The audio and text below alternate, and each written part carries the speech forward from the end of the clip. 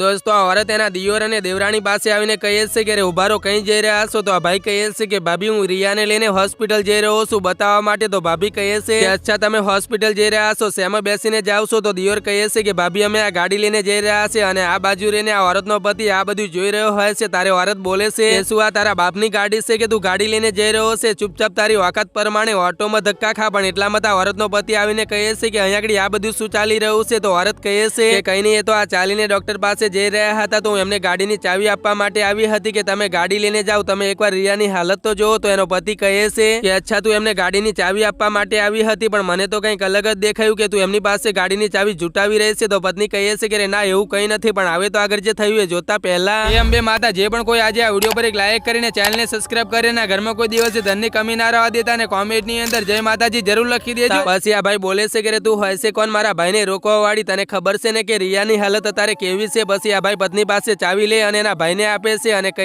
છે કે હવે તારે ક્યારે પણ ગાડીની જરૂર હોય ને તો તું ડાયરેક્ટ મારી પાસે આવીને માંગી લેજે, તારી ભાભી પાસે જવાની કોઈ જરૂર નથી. અને તું સાંભળી લે, આજ પછી મારા ભાઈ સાથે આવો વ્યવહાર કર્યો ને તો મારાથી ખોટું કોઈ નહીં હોય.